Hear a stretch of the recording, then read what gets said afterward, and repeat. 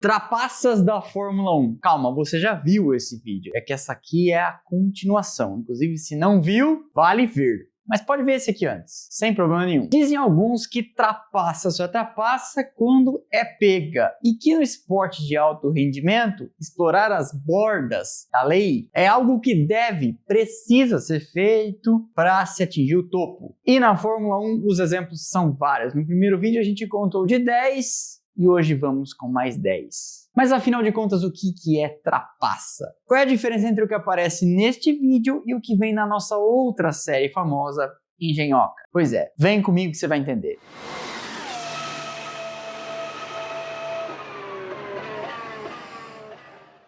A diferença básica entre o que a gente coloca na série de trapaças e o que a gente fala em engenhocas é que, para entrar no nosso rol das trapaças, é preciso que fique claro, comprovado, evidente o intuito de burlar a regra. Porque em engenhocas a gente cansou de ver, inclusive a gente vai para a sequência, para o número 3, coisas que foram feitas porque não era proibido, como por exemplo, sei lá, o carro de 6 rodas, a Brabham com ventilador, o brake steer, o chamado freio diferencial e etc. Não era proibido, logo era permitido. Mas as coisas que a gente fala neste vídeo aqui eram proibidas. E você, eu aposto, vai se divertir vendo cada uma delas. Vamos lá. Dispositivos aerodinâmicos móveis até o final dessa temporada de 2025 são coisas terminantemente proibidas na Fórmula 1, à exceção do DRS. Por isso que há tanta discussão com relação às asas flexíveis, que são móveis, mas não são móveis na definição do termo. Afinal de contas, elas não têm nenhum dispositivo que faça o movimento, mas envergam sob pressão aerodinâmica. Por que eu estou dizendo isso? Porque em 2007 a Ferrari apareceu com um dispositivo aerodinâmico móvel muito difícil de perceber, o assoalho. Tudo começou quando Ron Dennis, chefe da McLaren, que por sinal tinha copiado o carro da Ferrari e talvez não soubesse desta traquitana, disse, sem dar nomes, na imprensa, que algumas equipes estavam explorando o regulamento com interpretações com as quais sua equipe não concordava. Embora ele não tenha citado nominalmente a Ferrari, nem dito do que se tratava, fontes revelaram posteriormente à imprensa internacional que a preocupação na McLaren era com um assoalho móvel da Ferrari na parte dianteira. O regulamento na época dizia que nenhuma parte do assoalho pode se movimentar mais do que 5 milímetros quando submetida a uma força de 500 newtons para cima. Só que a Ferrari tinha colocado espertamente embaixo da peça um pistão feito para aguentar exatamente 500 newtons. E além disso, ele permitia então que o assoalho deformasse. Isso permitia potencialmente que o assoalho levantasse e deixasse passar mais ar por baixo, melhorando o downforce. E a McLaren teria ficado sabendo disso logo antes da temporada começar em Albert Park, por um zoom envolvendo também os carros da BMW Sauber. Paddy Lowe, àquela altura, vindo da Williams, trabalhando para Ron Dennis, mandou uma carta à FIA com o questionamento: gostaríamos de considerar a instalação de um mecanismo na parte frontal do nosso assoalho, consistindo em molas e pivôs. Através disso, conseguiríamos controlar a flexibilidade do assoalho de modo a atender ao teste especificado pela FIA, mas ainda assim permitir maior flexibilidade sob cargas mais altas, graças a uma característica não linear. A intenção de Lowe era fazer exatamente aquilo que a Red Bull fez com a Ferrari em 2019, na história do motor ilegal. Lembra dessa?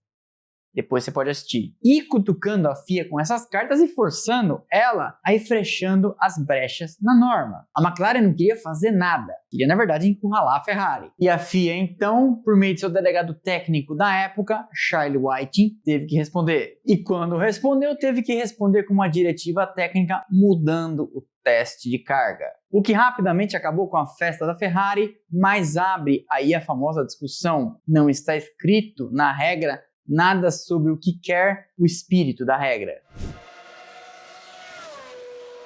Por causa de algumas espertezas que a gente já comentou por aqui sobre líquidos de arrefecimento e refrigeração sendo colocados na história das caixas d'água da primeira edição de Trapaças, a FIA já tinha proibido em 1984 que os carros recebessem água em qualquer tipo de reservatório depois da corrida.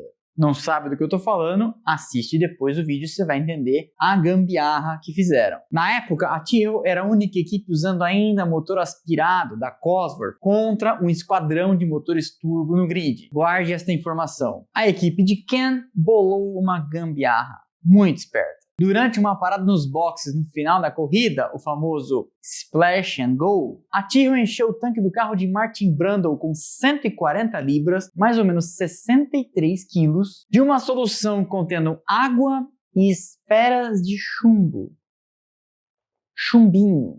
E aí, depois de um brilhante segundo lugar de Martin Brundle nas ruas de Detroit, a FIA falou: deixa eu dar uma olhada nesse carro. E na inspeção, percebeu vestígios de alguma coisa muito esquisita naquela água. A malandragem tinha camadas. Primeiro de tudo, se era proibido completar o carro com água no final, eles paravam antes do final. E aí, não acabou, eu faço o que eu quiser. Segundo, que com 63 quilos de água com chumbo, você tem que concordar comigo, o carro andava muito abaixo do peso mínimo a corrida inteira, o que, evidentemente, se traduzia em desempenho. O resultado foi que quando a FIA descobriu, baniu a Tyrrell do resto daquela temporada inteira. O que dizem alguns foi o começo do fim da equipe e dali eles não se recuperariam financeiramente nunca mais. Os pontos também conquistados até ali foram deletados e a Tyrrell ficou com 0. Mas lembra que eu falei da história do motor turbo? Então, Martin Brundle fala até hoje que aquilo na verdade foi uma forma de golpe para quebrar as pernas da Tyrrell e forçá-la a deixar os aspirados para ter um grid 100% com motor turbo. E que na inspeção em questão em que eles foram pegos, ninguém mais pôde acompanhar o que estava acontecendo com o carro. Bibibi, bobobó, aquela coisa toda. Sei lá, você escolhe em quem acreditar.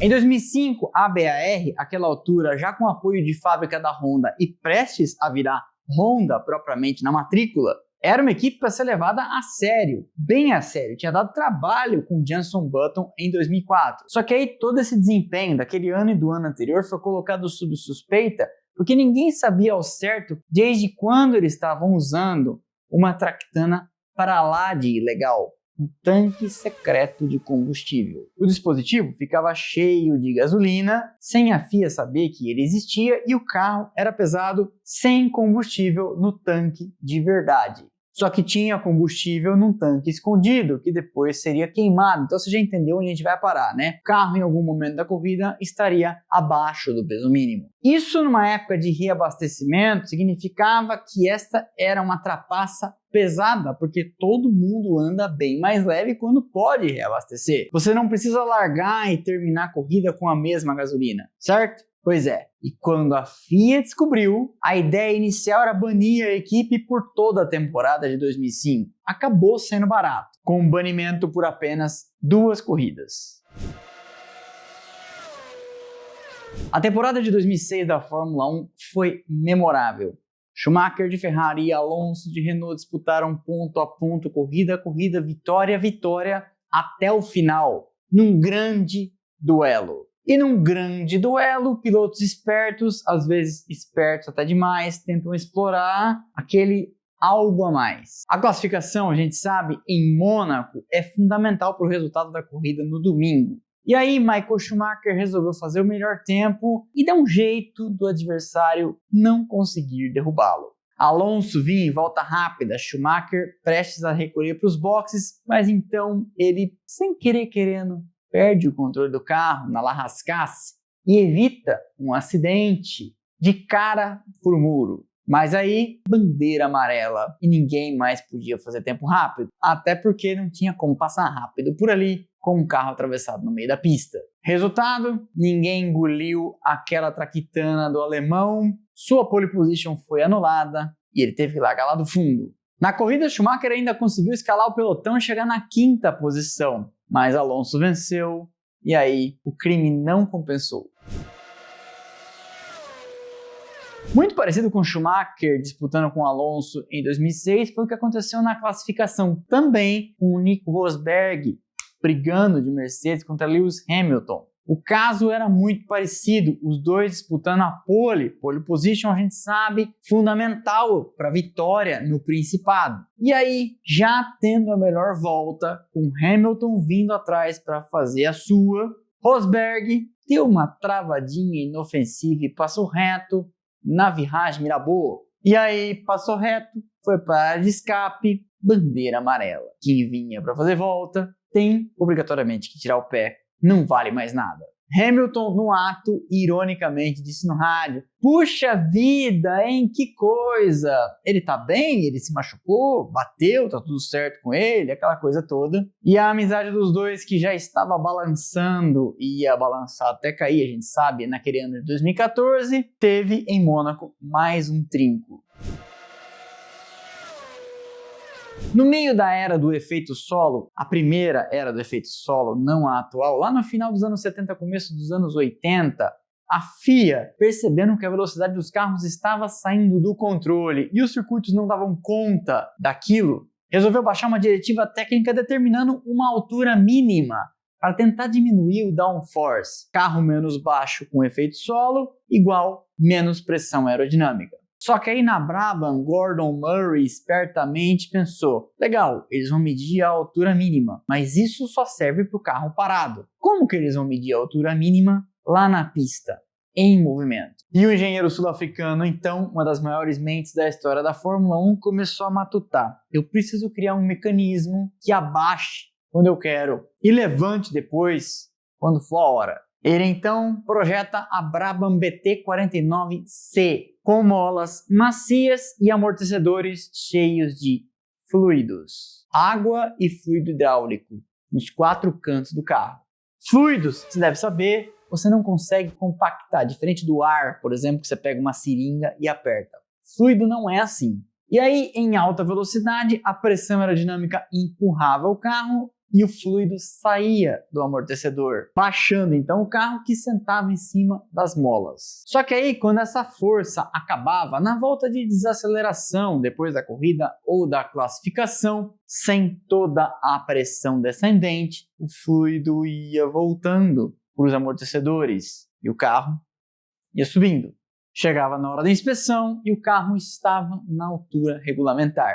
E aí, para desviar a atenção da FIA durante todo o ano, Gordon criou um mecanismo inútil, cheio de fios, só para que os delegados técnicos ficassem quebrando a cabeça tentando entender para que servia. Era uma caixa de alumínio na traseira do carro, cheia de fios, que não servia para absolutamente nada. Só que o grande lance na Fórmula 1 é o segredo. Depois de uma vitória magistral de Nelson Piquet na Argentina, as outras equipes perceberam rapidamente o que estava rolando e copiaram. Mas de alguma coisa serviu, e era, claro, uma burla ao regulamento.